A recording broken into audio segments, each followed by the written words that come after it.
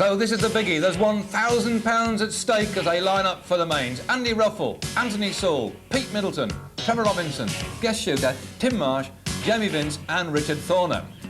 They're going to run 3 times down this track with points from 15 for first to 5 for 8th position. This is a psychological moment when they really get themselves geared up and wound up to come out that gate, because it's so important to grab that hole shot and those maximum points. Race 1 underway. On the right-hand side, it's Andy Ruffell, but Anthony Saul's come up alongside him. Can Saul get past? Tim Marsh waiting for these two to blow and get through the gap, but he can't make it because Ruffell shot away into a fantastic lead, riding up on the top of that berm and clearing those double whoops in fine style.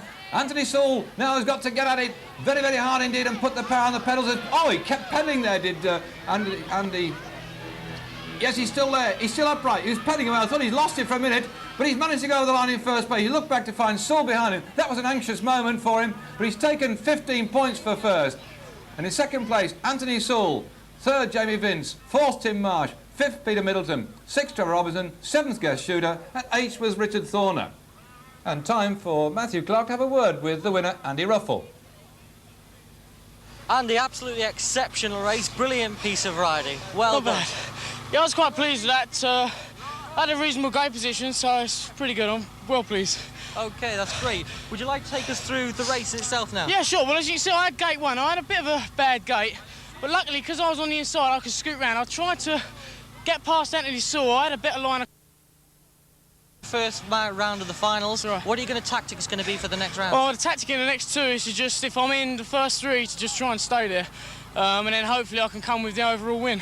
In the second of the finals, it's Andy Ruffell over there in gate number 7, whilst on gate number 1, it's Anthony Saul for the Birmingham Wheels squad. There's big Trevor Robinson, Mr. Muscles himself, on gate number 4.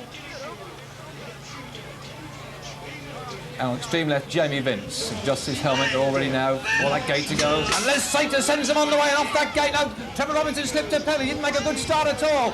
As Anthony Saul dabs down a foot, and those feet flying all over the place in this one. They've got these chaps down this hill so quickly they can hardly keep upright. And looks like Tim Marsh has stolen the lead, with Saul in second place, Robinson in third, and Anthony's back in 4th or 5th place. And his way out of it this time. Oh, he's trying for a double, but he isn't going to do it because he'll never get through this traffic jam in front. It's Saul who's surging for the line, with Marsh alongside... yes, it was Trevor Robinson, I think, who got him on the line there. And I think Middleton came off his bike in that crash. Yes, he did finish 8th, the winner being Anthony Saul, Trevor Robinson 2nd, Tim Marsh, Andy Ruffell, guest shooter Jamie Vince and Richard Thorner in that order. Anthony, congratulations. A brilliant race. Thank you very much. It's probably the best race we've seen here today. Thrilling all the way to the end. It was tough. Again, you're first in the competition at the moment. You've won. You come first in one and second in your other finals. There's one left. How do you feel about your chances? It's going to be just as much pressure as that first main event. Just got to be consistent. I'm a little bit on the outside on this gate, but I'm not going to worry about that.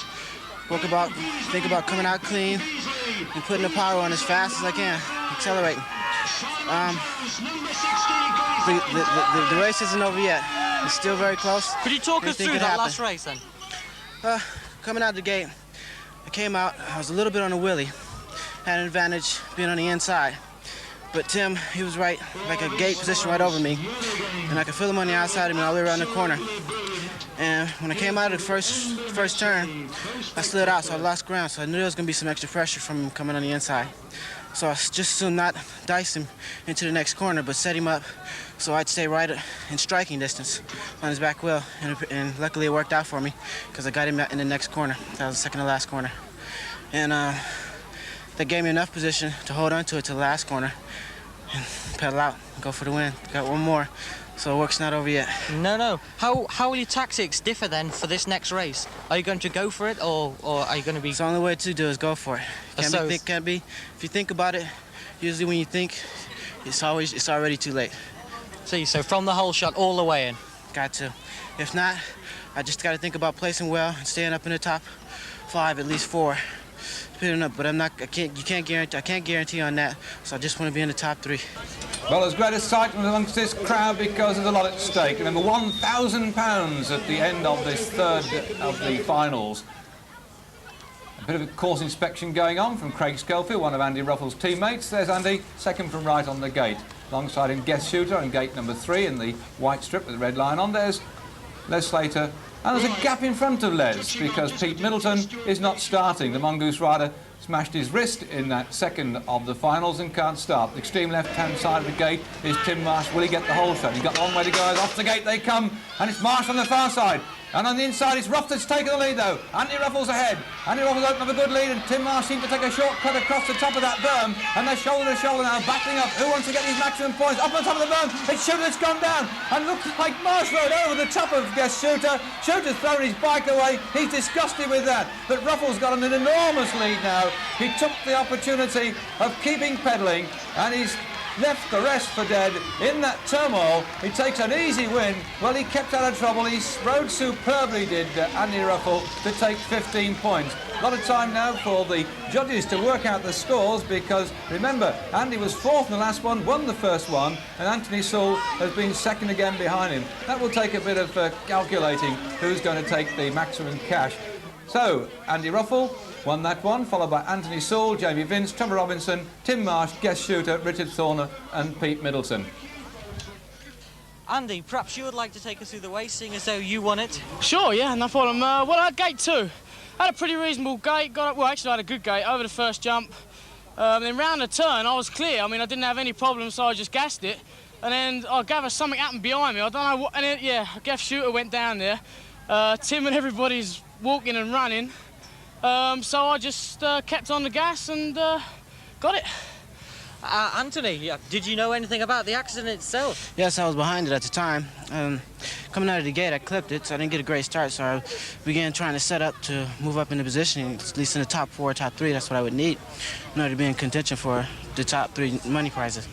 I was coming down, I think I was in like 4th position, maybe 5th. And I was in 4th, and the accident happened between number 2 and 3 position.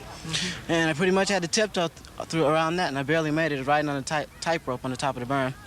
And the only thing I could see is daylight. And now he's won the money. Well, if you two would like to shake on it. Yeah, no problem. And the best of luck in the next rounds to both of you. Thank you very much. Well, in the end, it was a dead heat with Andy and Anthony splitting the £525 for 1st and 2nd place. Trevor Robinson taking 3rd and £125. Bye BMXers, see you next time.